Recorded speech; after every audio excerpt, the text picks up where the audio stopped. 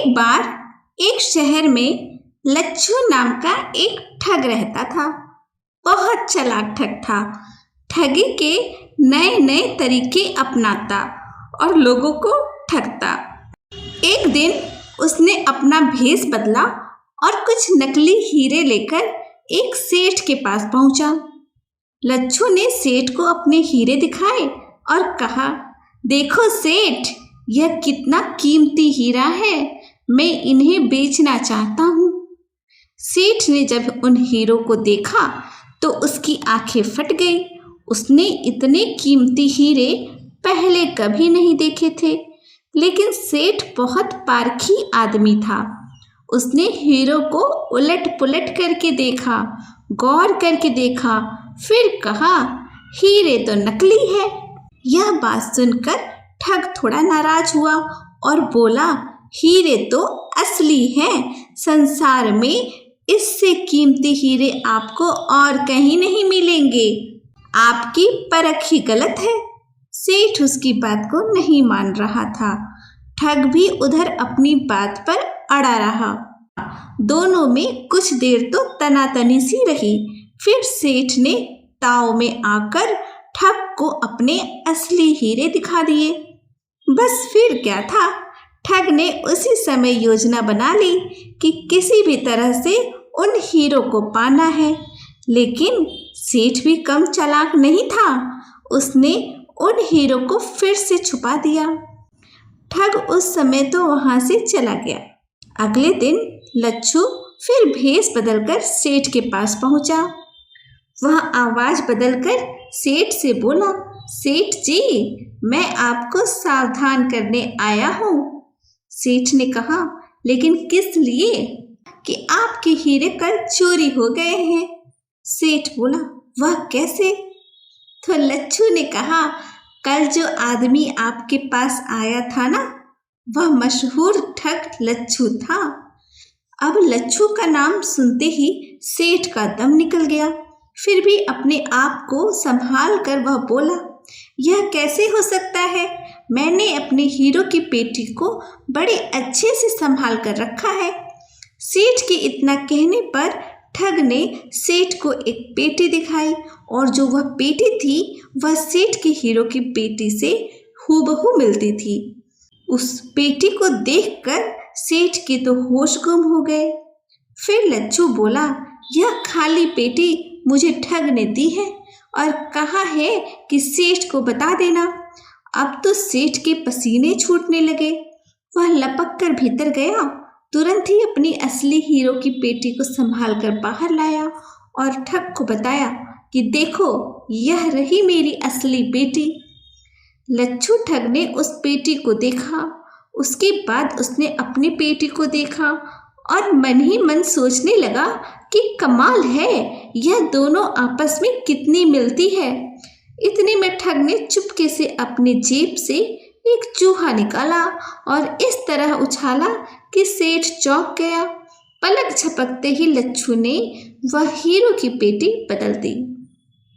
सेठ एक बार ठहर गया, फिर अपनी पेटी लेकर भीतर गया और वापस आकर बोला, श्रीमान जी, ठग ने मुझे नहीं ठगा बल्कि आपको चकमा देकर गया है। लच्छू ने इतना सुना तो वह बड़बड़ाता हुआ वहां से चला गया। अब वह बड़ा प्रसन्न था। उसके पास लाखों रुपए के हीरे मौजूद थे।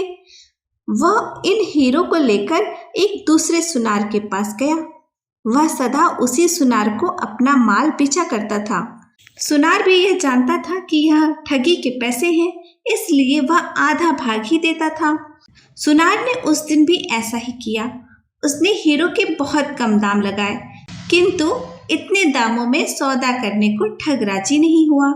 सुनार ने कम ज्यादा किया, किंतु लच्छू फिर भी नहीं माना। वह वहां से अपने हीरो को लेकर चला गया। उन्हीं दिनों उस शहर में एक दूसरा चोर भी आया हुआ था। उसे खबर मिली कि लच्छू ठग किसी सेठ के कीमती हीरे चुरा लाया है। वह चोर भी अपने धंधे में लच्छू का बाप था। वह चोरी की कला में उससे भी ज्यादा 2 हाथ आगे था। उसने सोचा कि किसी न किसी प्रकार से लच्छू से वे हीरे ठग लेगा। लच्छू भी बड़ा होशियार था। अपने हीरो की सुरक्षा के लिए ठाकुर के डेरे में विश्राम करने के लिए पहुंचा। अब जो ठाकुर का डेरा था वह लाल पत्थरों का बना हुआ था। उसकी दीवारें बड़ी ऊंची थी। उसके अंदर घुसना सरल काम नहीं था। चोर अपने घर से ठीक 11:15 बजे निकला। उसने अपने साथ बड़ी बड़ी 12 कीले और एक हथौड़ा भी लिया। कीले बहुत बड़ी मजबूत थी। वह पत्थर के जोड़ों में आसानी से गड़ने वाली थी। थोड़ी देर बाद घड़ी में 12 बजे। इसके साथ ही डेरे के घंटे की टनटनाहट शुरू हो गई। चोर ने हर टनटनाहट के साथ दीवार में एक एक कील काटना शुरू कर दिया और उन पर चढ़ता गया। 12वें टंकार के साथ उसने 12 कीले काट दी। टंकार की आवाज में कीले काटने की आवाज किसी को सुनाई नहीं पड़ी। वह कीले पर चढ़कर डेरे के अंदर कूद गया। ठग भी कम चतुर नहीं था। वह हीरो की पेटी को अपने सिर के नीचे रखकर सो रहा था, जिससे कोई उसके हीरे ना निकाल सके। सबसे पहले चोर ने ठग के कमरे का पता लगाया। इसके बाद वह खिड़की के रास्ते कमरे में घुस गया। चंद्रमा की रोशनी धीरे धीरे खिड़की में से कमरे में आ रही थी। चोर ने उसके उछाले में हीरो की पेटी को देखा। पेटी को ठग ने अपनी गर्दन के नीचे दबा के रखा था। चोर मन ही मन बड़बड़ाया कि यह तो बड़ा ही उस्ताद है, लेकिन मैंने भी कच्ची गोलियां नहीं खेली है। अब मैं इसे बताता हूँ कि मैं क्या चीज हूँ। वह धीरे धीरे ठग के पास गया। उसने एक बार फिर से चारों ओर देखा। बड़ा सन्नाटा छाया हुआ था। सिर्फ ठग के खर्राटों की आवाज ही गूंज रही थी। चोर ने इधर उधर देखा और वहां से एक ईंट उठा ली। ईंट पर उसने चादर लपेटी और उसे लेकर ठग के पास पहुंचा। उसने अपनी जेब से तंबाकू की डिबिया निकाली। उसमें से थोड़ा सा तंबाकू निकालकर ठग की नाक के आगे रखा। ठग को तुरंत छींक आई। छींक के साथ ही उसकी गर्दन ऊपर उठी तो चोर ने तुरंत पेटी निकाल ली और उसकी जगह पर वह ईंट लगा दी। फिर पलक झपकते ही वह वहां से चंपत हो गया। सुबह जब ठग की आंख खुली तो उसने अपने हीरो की पेटी को वहां से गायब पाया। वह अपना सिर पकड़कर वहीं पर बैठ गया। तो इसे ही कहते हैं शेर का सवा शेर। तो दोस्तों, यह थी आज की कहानी। आपको आज की कहानी कैसी लगी? पसंद आई हो तो प्लीज़ हमारे चैनल को लाइक करिए, शेयर करिए, सब्सक्राइब करिए। धन्यवाद।